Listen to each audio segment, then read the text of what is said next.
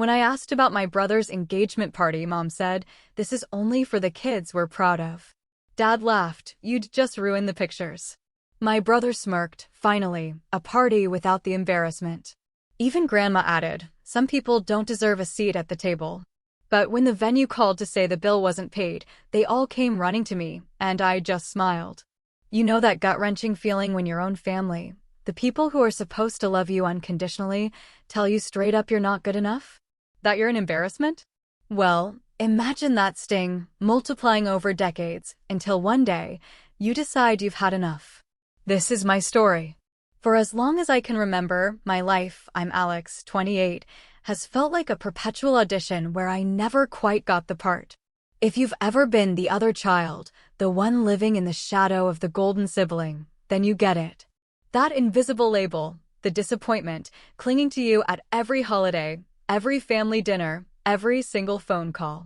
My brother, Daniel, he was the star, straight A's, football captain, the absolute pride and joy. Me? I was the quiet kid, lost in sketchbooks, drawing cars, building weird little contraptions in the garage. No trophies, no glowing reports, just me trying to stay invisible. As we grew up, the favoritism stopped being subtle. It became a spotlight on Daniel and a dimmer switch on me. I'd walk into family gatherings, get a polite nod. Daniel would walk in, and the whole room would just erupt, like Christmas morning, every single time. It's the kind of thing you try to laugh off in your 20s, but deep down, it leaves a real bruise, you know? So, I kept my distance, got my own place, built a decent career in IT, and kept contact to a minimum. It wasn't because I hated them. It was because I was just exhausted from constantly trying to prove I deserved a seat at the table. Then, last month, the bomb dropped. A group text from Mom. Big news. Daniel's engaged. My phone blew up with heart emojis and congratulations from everyone, even relatives I hadn't heard from in years. I sent a quick congrats and thought that was it. But a week later, I found out about the engagement party, not from my family, mind you, but from Facebook. Pictures of this gorgeous invitation, posted by my aunt, showing this fancy vineyard just outside the city. Every cousin was already commenting on what they planned to wear. I called Mom, trying to be casual, like it was no big deal. "Hey, so, are we all going to the engagement party? What should I bring?" There was a long, awkward pause. Then her voice went soft, sickly sweet, like she was trying to let a puppy down gently. "Oh, Alex, honey, this is just for the kids who make us proud." I blinked. My mind just went blank. "I'm sorry, what?" Before I could process it, I heard Dad's booming laugh in the background. "You'd ruin the pictures anyway," he shouted, like it was the funniest joke in the world. I just sat there, phone pressed to my ear, feeling my face go hot, then cold. Right, I finally managed, my voice flat dead. "Got it. You'd think it would end there, right?" But no, word travels fast in my family, especially when it comes to publicly shaming me. The very next day, Daniel texted me. "Finally, a party without the embarrassment. No offense." No offense? I stared at that message for a solid minute, feeling a sick twist in my stomach before I just slammed my phone off. And just when I thought I'd hit my limit, Grandma called. Grandma, the one person I thought might actually have my back. "You know, Alex," she chirped, almost cheerfully, "some people just don't deserve a seat at the table." That one hurt. More than all the others. I hung up and just sat in silence for what felt like hours, a churning mix of anger, shame, and this raw, new feeling I couldn't quite name. I'd always been good at swallowing it, at letting it go, but this time, it just wouldn't sit right. Something in me shifted that day. Snapped, maybe. But I didn't say a word to them. No angry texts, no dramatic online posts. I just watched from the sidelines as they posted more and more about this grand, perfect event. The gourmet catering, the lavish decorations, Daniel's designer suit. Everyone gushing about how it was going to be the party of the year. Then, out of the blue, last week, I got a call from an unknown number. I almost didn't pick up, but curiosity, you know? "Hi, is this Alex?" a polite voice asked. "I'm calling from Greenleaf Vineyards about the upcoming engagement party. We've been trying to get in touch with your parents, but the deposit deadline has passed, and the bill is still unpaid. Could you let them know? I sat there, stunned, for a second. Then, this slow, cold feeling started to unfurl in my chest. A smile started to creep onto my face. Yeah, I said, my voice surprisingly steady.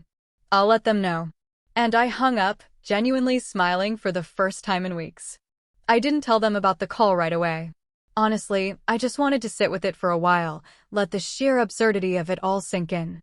They had spent weeks making it painfully clear I wasn't welcome, that I was an embarrassment.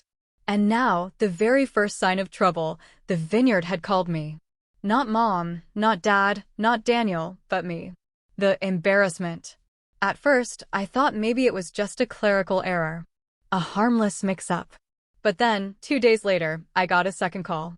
This time, it was the vineyard manager herself. Hi Alex, sorry to bother you again, but we really do need to settle the balance. The event is 2 weeks away, and if we don't get payment soon, we'll have to release the date to someone else. I could almost see it. Daniel's fiancée, already with her aesthetic Pinterest boards. Mom, bragging on Facebook. Dad, polishing his perfect speech. All of it hanging by a single unpaid thread. And for once, I wasn't the one being left out. I decided to keep quiet a little longer. Maybe it sounds petty, but you have to understand. I'd spent years being excluded from group chats, accidentally forgotten for family dinners, having any accomplishment of mine brushed off. Oh, Alex fixed someone's network outage? Cute. Daniel just got promoted to manager. This was the first time the universe had tossed me a bit of leverage, and there was no way I was going to waste it. The next time I saw them was at Sunday dinner. I almost didn't go. After all, I wasn't exactly proud kid material. But something in me, a new, defiant spark, wanted to see how far they'd go before someone, anyone, mentioned the vineyard problem. I showed up right on time, and the moment I walked through the door, the conversation stopped for half a second, like they were genuinely surprised I'd shown up. Mom forced a smile. Oh, Alex, you made it. Yeah, I said simply, shrugging out of my jacket. Dinner was the usual show. Dad, bragging about Daniel's latest work achievement. Mom, fussing over Daniel's fiancée, gushing about how radiant she looked. Grandma, loudly asking if anyone had heard from my cousin Greg, who hadn't called anyone in 6 months. It was like I wasn't even there until the topic inevitably circled back to the engagement party. Everything's almost set. Mom was saying. The florist confirmed, the DJ's booked. It's going to be just perfect. Except the vineyard still doesn't have a check, I said casually, reaching for the mashed potatoes. The entire table went silent. Daniel looked up sharply. What are you talking about? I shrugged, keeping my face as neutral as possible. They called me last week. Said the balance wasn't paid. Mom's face went red. They called you? Why would they call you? I tilted my head. I guess I was listed as an emergency contact or something. They said if it doesn't get paid soon, they'll have to cancel. Daniel scowled. That's ridiculous. I gave Dad the deposit weeks ago. Dad waved his hand dismissively. It's handled. Don't worry about it. But I caught that quick flicker in his eyes, a tiny flash of unease before he turned back to his wine glass. I didn't push it. Not yet. The rest of dinner continued, but a thick tension had settled over the table. Mom was quieter. Daniel kept checking his phone, and Dad got up twice to take quick calls. I just ate my food, smiled politely, and let them stew. Over the next week, I started noticing the cracks. Daniel posted less about the party on social media. Mom called me one night, which she never does, just to check in. She tried to casually slip in a question about whether the vineyard had called me again, and I played completely dumb. Oh, I don't know. I get so many robocalls these days. What? By the weekend, things were getting desperate. The vineyard called me a third time. This time, practically begging for a response. We really don't want to cancel, Mr. Taylor, but we need something by Monday. I could feel the tension mounting like a storm front. At this point, I was genuinely curious to see how long my family would keep up the pretense before they broke and came to me directly. Sure enough, Monday morning, I woke up to a text from Mom. Alex, could you come by tonight? We need to talk about something. No smiley face, no pretense, just a short, clipped message. When I got there that evening, the mood was different. The house felt heavier, somehow quieter. Mom was pacing the kitchen, wringing her hands. Dad was sitting at the table, a stack of bills in front of him. And Daniel was leaning against the counter, his fiancée looking incredibly uncomfortable beside him. "We're having a little issue with the venue," Mom started, her voice strained. "Nothing major, just a timing problem with the payment." Daniel cut in, scowling. "They're threatening to cancel." I leaned against the doorway, arms crossed. "That's rough." Mom looked at me, like she was about to say something, then stopped. Dad cleared his throat. "We were wondering if you might be able to help us out. Just for now. We'd pay you back, of course." I just stood there, letting the silence stretch, thick and heavy. The power shift hung in the air like a held breath.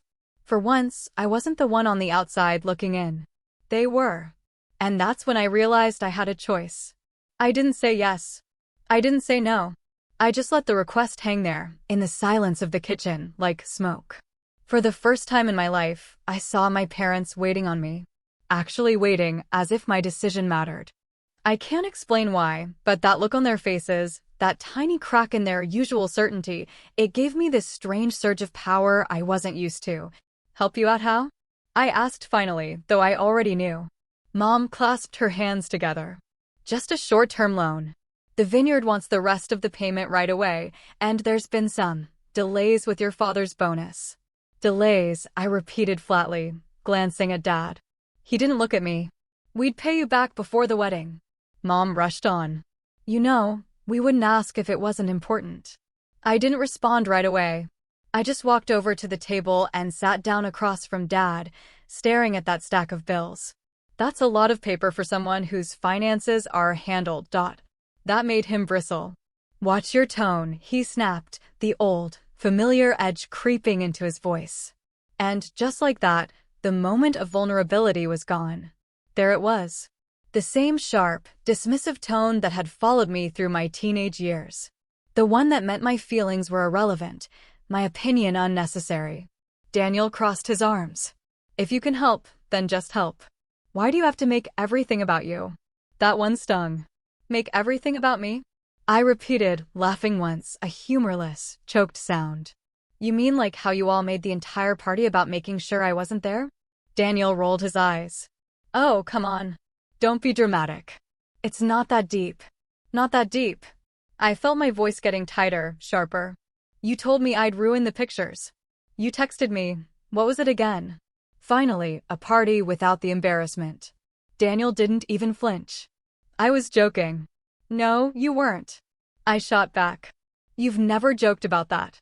You've meant it every single time." Mom put a hand on my arm, trying to calm me. "Alex, this isn't the time." "No."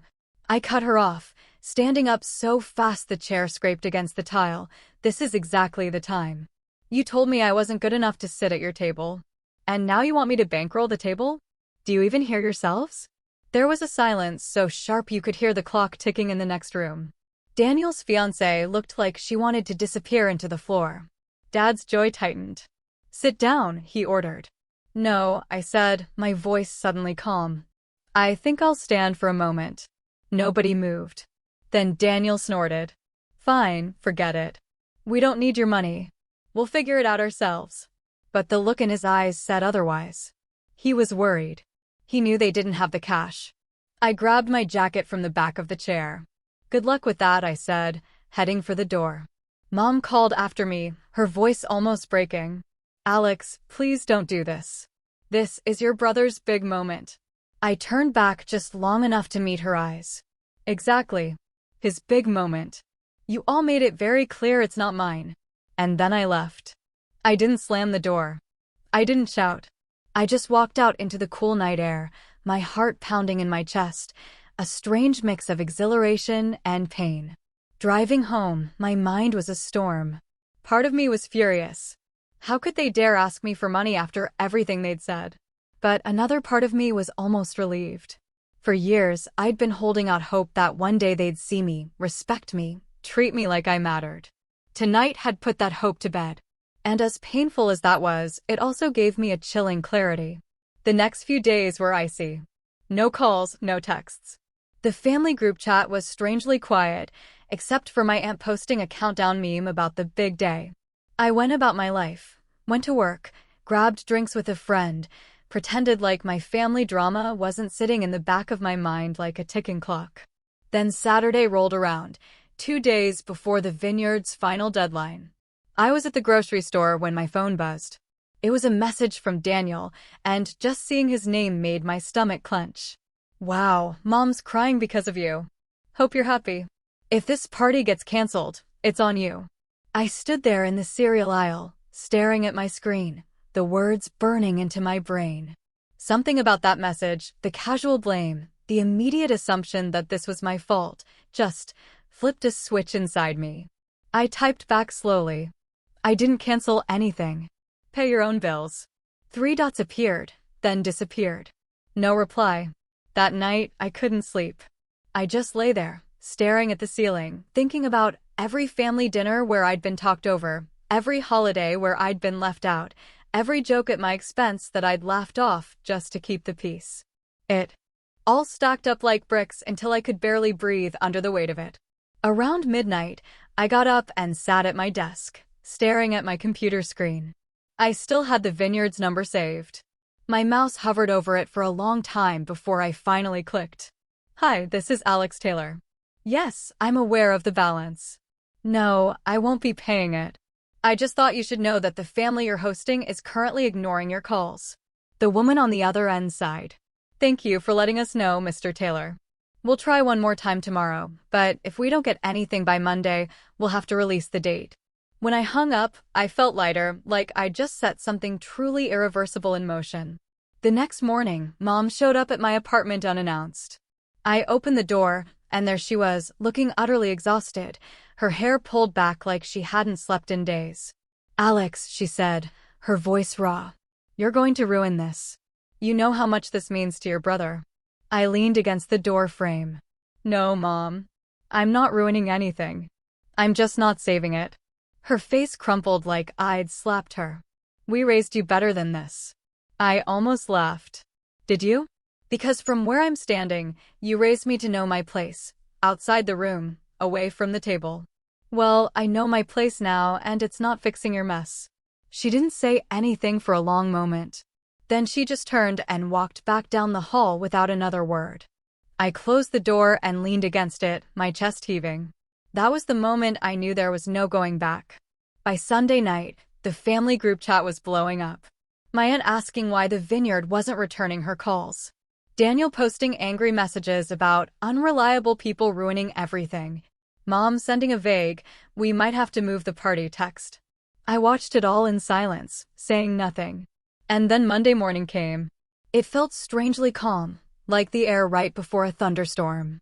I woke up early, made coffee, and just sat at my kitchen table, scrolling through my phone, waiting for the inevitable fallout. I didn't have to wait long. At 9:14 a.m., my phone buzzed with a call from the Vineyard. Mr. Taylor, I wanted to let you know we still haven't received payment. We've made multiple attempts to contact your parents, but unfortunately, we'll be releasing the reservation by end of day. I thanked her and hung up, heart thudding. This was it. The moment everything would start to unravel. Around noon, I got a group text from Daniel. Unbelievable. They gave away the date. Nice job, everyone. The floodgates opened. My aunt sent 3 panicked messages about how the invitations were already printed. My cousin asked if they were just going to have it in the backyard now, and Mom went silent, which for her was worse than yelling. Then came the individual texts. From Dad, you had a chance to be part of this family and you blew it. From Mom, I hope you're proud of yourself. From Daniel, we'll never forget this. You just made enemies of your own family. I sat there reading them over and over, each one like a tiny paper cut. The guilt tried to creep in, that old familiar voice telling me I was the problem, that if I had just gone along with what they wanted, everything would be fine. But then I thought about that first phone call. About Mom saying the party was for the kids who make us proud. About Dad's laugh. About Grandma's words. No, this wasn't my mess. Still, the fallout hurt. That night, I drove past my parents' house and saw cars parked all up and down the street. An emergency family meeting. I didn't go in. I just sat there for a minute, headlights off, imagining what was being said inside. I could picture it perfectly, Dad pacing, Mom crying, Daniel ranting about how I'd ruined his perfect day. And in a way, it stung to think of them all united, not in celebration, but in anger at me. Part of me wanted to knock on the door, to explain, to make them see that this wasn't my fault. But I didn't. I put the car in drive and went home instead. The next few days were quiet. Too quiet. No texts, no calls, no accidental updates from my aunt on Facebook. It was like I'd been scrubbed from the family narrative entirely, and that hollow ache in my chest got heavier with each passing day. On Wednesday, I ran into Grandma at the grocery store. Normally, she'd at least give me a curt nod, but this time, she didn't even acknowledge me. She just pushed her cart past me like I wasn't there. I don't know why, but that one hit harder than all the angry texts combined. I went home and sat on the couch, staring at the ceiling, trying to process the weight of it all.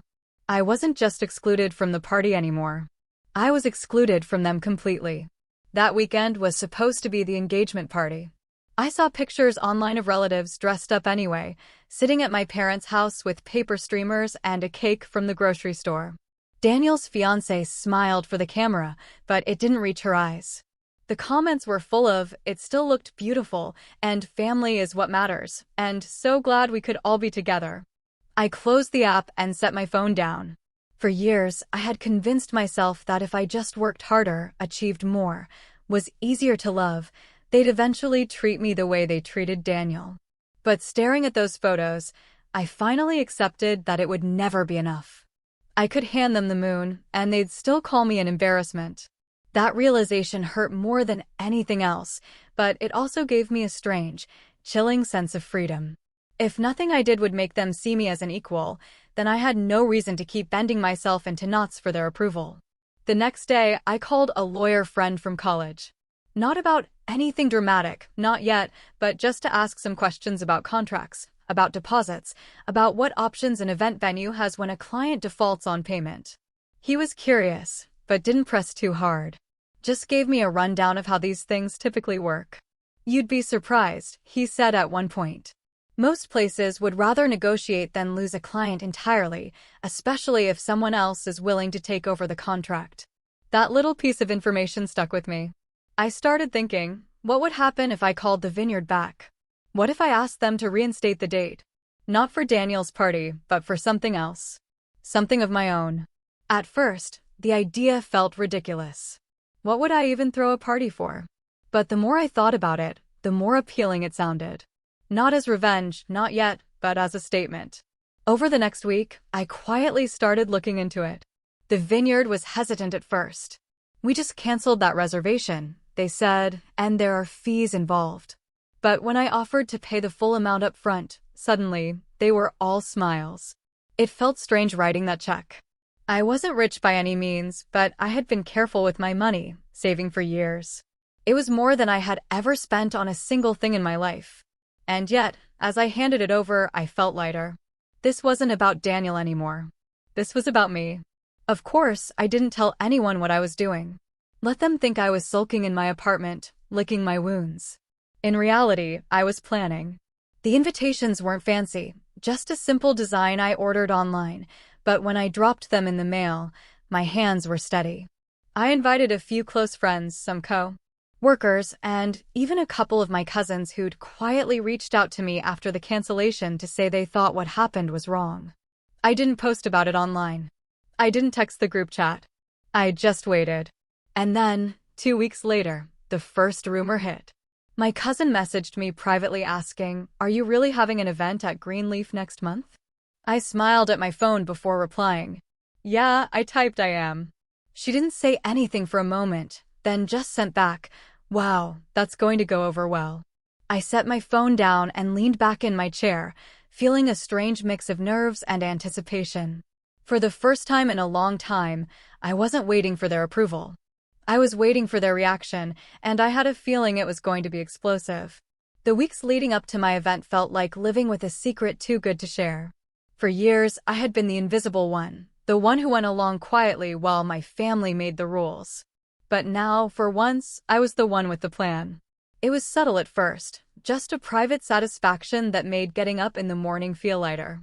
My coworkers noticed it too. "You seem different," one of them said as we grabbed lunch.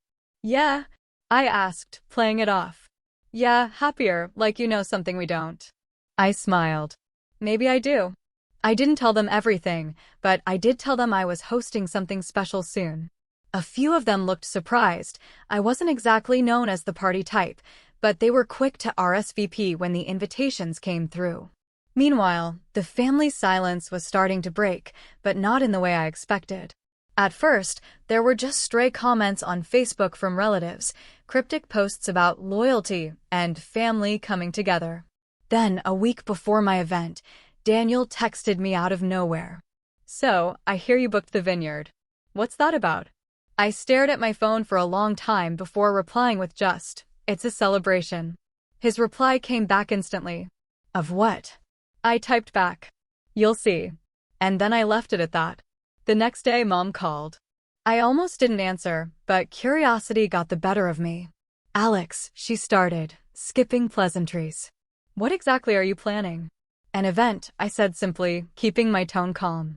"An event," she repeated, her voice dripping with disbelief. "At the vineyard we chose." "It's a nice place," I said.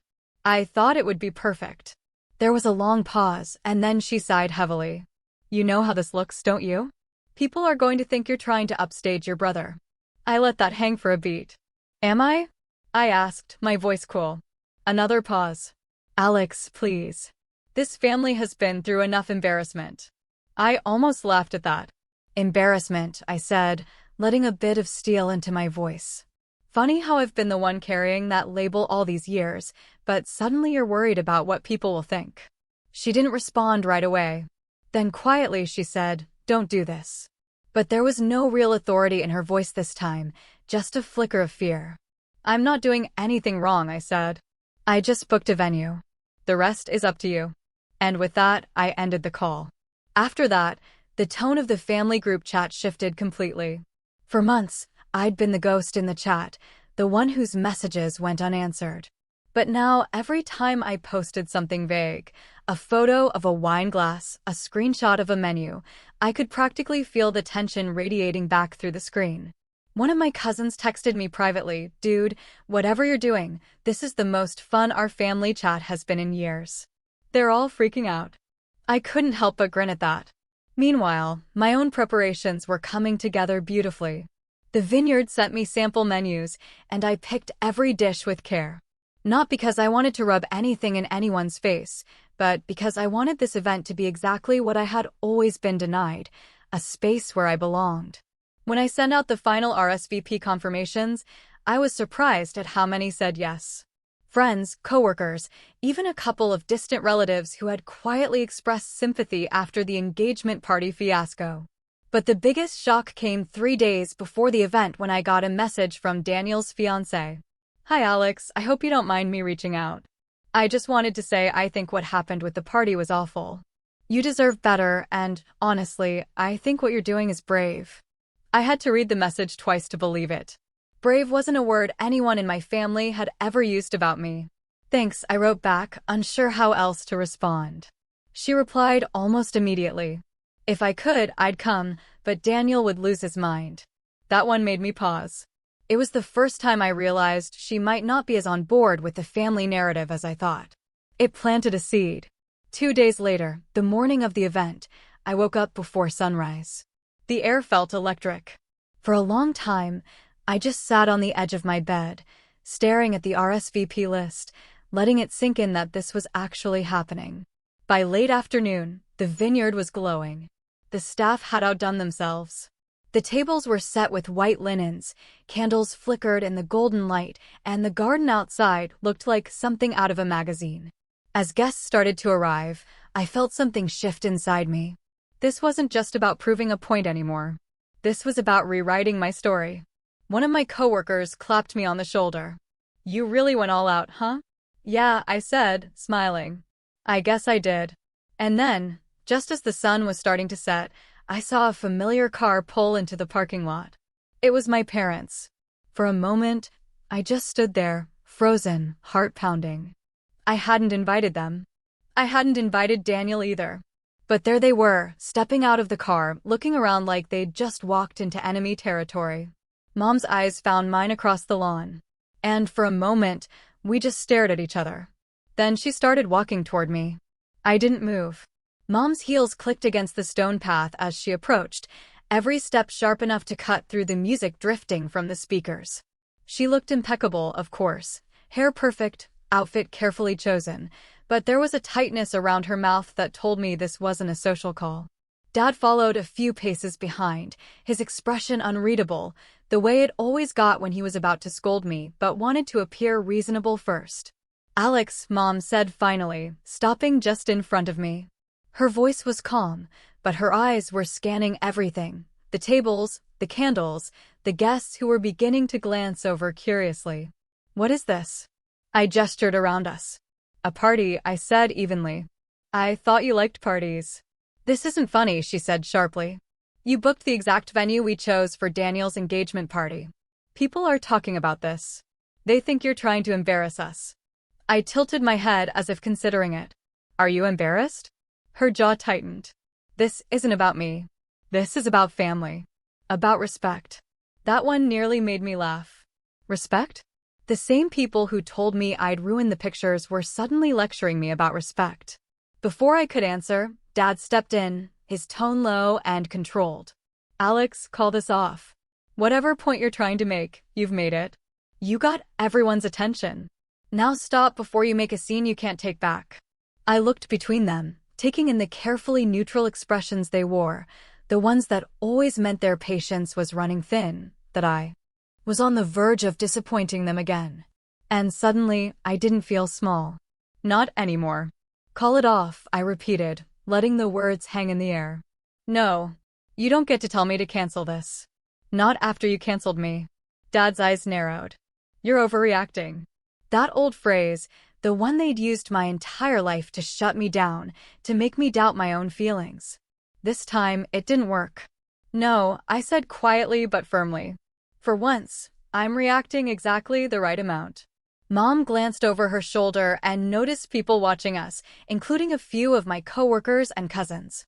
Her perfect composure cracked for just a second before she smoothed it over with a tight smile. "Can we talk about this privately?" she asked. "No," I said. "You told me I wasn't good enough to sit at your table." "Well, this is my table, and you don't get to sit at it unless I say so." Her lips parted like she might argue, but then she caught the look on my face and went quiet.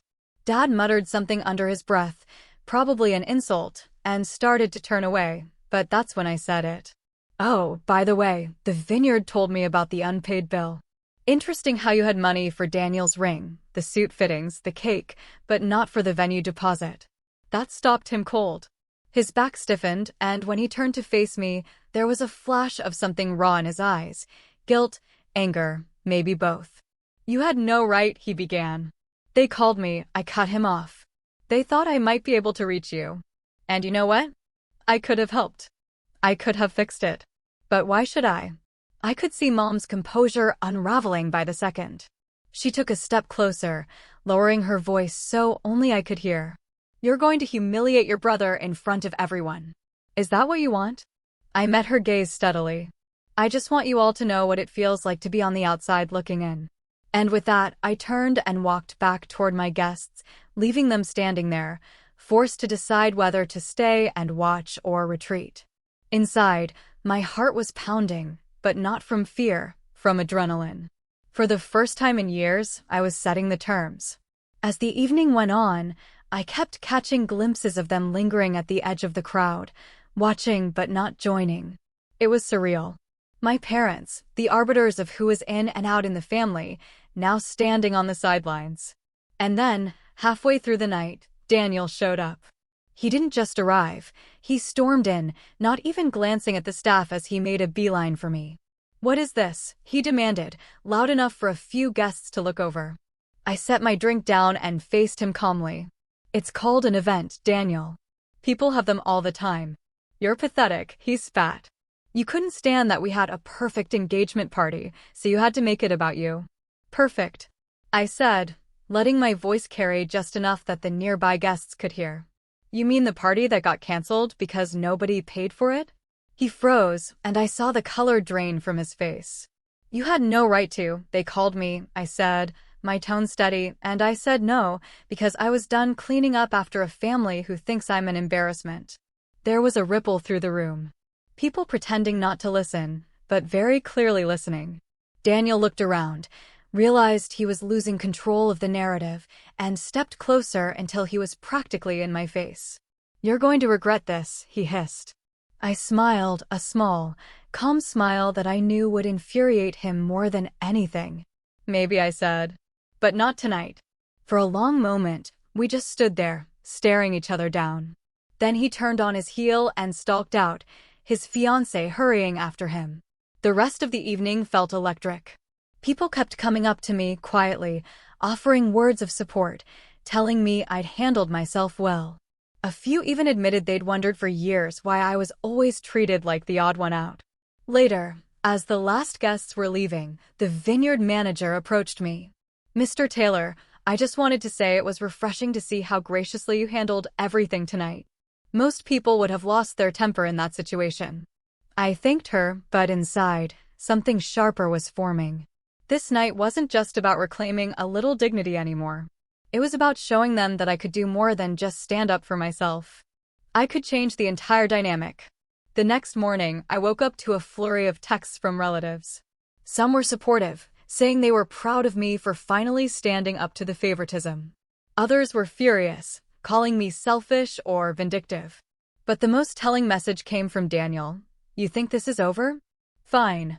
Just wait. When the wedding comes, you won't even be invited and no one will care. I stared at that message for a long time, then set my phone down with a strange sense of calm. He had no idea what was coming, because if they thought this was just about a party, they hadn't seen anything yet. The morning after my event, I woke up with a kind of clarity I hadn't felt in years. Not the jittery, anxious clarity of confrontation, but a steady, calm one. The kind you get when you know exactly what needs to happen next. Daniel's last text replayed in my mind like a challenge. You won't even be invited. Good. Let him think he's shutting me out. He had no idea that I was already thinking 3 steps ahead. I sat at my kitchen table with a notebook and pen, writing down everything I knew, the unpaid vineyard bill, the catering contracts they bragged about but hadn't finalized, the custom invitations already printed with a date they no longer had reserved. My lawyer friend's words echoed in my head. Venues would rather negotiate than lose a client entirely. So, I made a call. Hi, this is Alex Taylor. I understand there was a previous booking for the Taylor engagement party that was canceled. I'd like to inquire about taking over their wedding date. The woman on the other end was quiet for a second, probably processing what I just asked. You mean you want to reserve the same weekend they had blocked out? Yes, I said evenly. If it's still available. It was.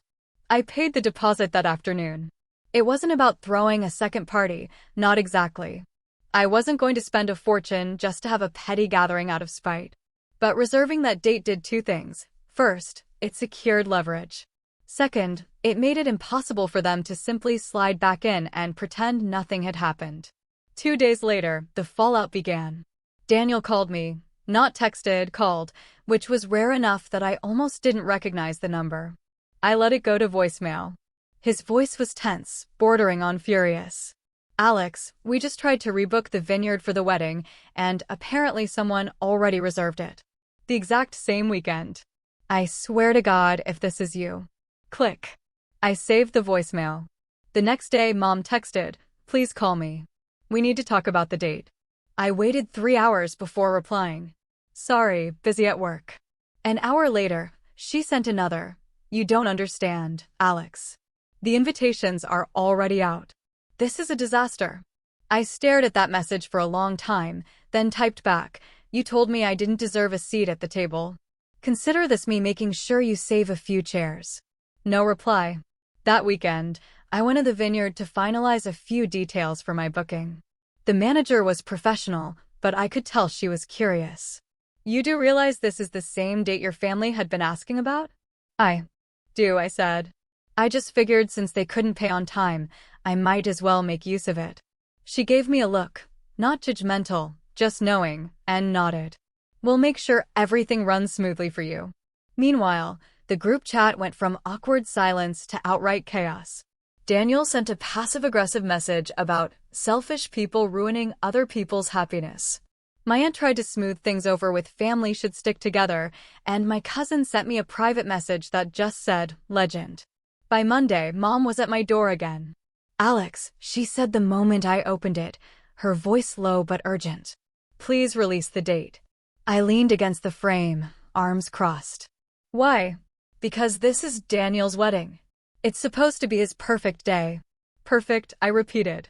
Like the perfect engagement party you all made sure I wasn't welcome at? Her lips thinned. This isn't the same thing. Yes, it is, I said. It's exactly the same thing. Only this time, you can't just pretend I don't exist. She took a deep breath, like she was trying very hard not to lose her temper. You're hurting the whole family. I almost laughed. No, Mom. I'm just no longer volunteering to be the one who gets hurt quietly while everyone else has a great time. Her composure slipped for just a moment, and I saw something I hadn't seen before. Not anger, not disappointment, but fear. Real fear that I might actually go through with this. And that's when I knew I had them. I didn't cave. I didn't yell. I just smiled politely and said, I'll think about it. But I didn't think about it. I confirmed the date and paid in full. Word got around fast. Within days, the entire family knew. I started getting messages from relatives I hadn't spoken to in years. Some begged me to reconsider. Others accused me of being cruel. One uncle even tried to call me immature, which made me laugh out loud. This from the man who once refused to attend Thanksgiving because someone forgot to make pecan pie. Meanwhile, Daniel escalated. He posted a long, dramatic rant on Facebook about betrayal and jealous siblings trying to ruin our happiness. His friends chimed in, calling me names, saying I should be ashamed. I didn't reply. Instead, I started planning exactly what I would do with the date I'd secured. I wasn't going to just have a dinner. I was going to make it an event they couldn't ignore. And I was going to invite everyone except them. It wasn't about revenge for revenge's sake anymore. It was about rewriting the narrative. They had spent years controlling how I was seen in this family. And now, for once, I was the one telling the story. I upgraded the package at the vineyard, added a live band, upgraded the menu. I didn't care that it cost extra. I had been saving for years, and I figured if there was ever a time to invest in something meaningful, this was it. When the invitations went out, I didn't send them to the family group chat. I sent them individually, one by one, to the people I actually wanted there. A few cousins reached out privately, torn between loyalty and curiosity. Are you sure this is a good idea? One of them asked. Absolutely, I said. But no pressure. Come if you want to. If not, I'll understand. And that was the difference. I wasn't demanding anyone's presence. I wasn't guilting anyone. I was just building something I believed in and letting people choose whether to be part of it. The night before the event, I got one last message from Daniel. If you go through with this, you're dead to me. I stared at it for a long time. Then I turned off my phone, set it face down, and went to bed early. The next day, I woke up calm. The vineyard was ready. The band was setting up. The sun was shining. It was, ironically, a perfect day for a wedding, just not Daniel's.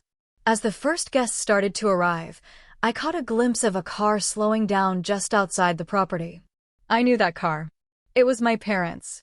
They didn't pull in this time. They just sat there watching, as if trying to decide whether to confront me again or drive away. And then another car pulled up behind them, Daniel's. He got out, slammed the door, and started walking toward the entrance. My heart started pounding, not from fear, but from anticipation, because I knew this was the moment. The moment everything would come to a head, and this time, I was ready. Daniel's footsteps crunched on the gravel as he stormed toward me, his jaw set and his face flushed with anger. The vineyard was bathed in soft afternoon light, the kind that made the tables glow and the candles look like they were floating. Guests were mingling nearby, holding glasses of wine, but one by one, they noticed him and went quiet.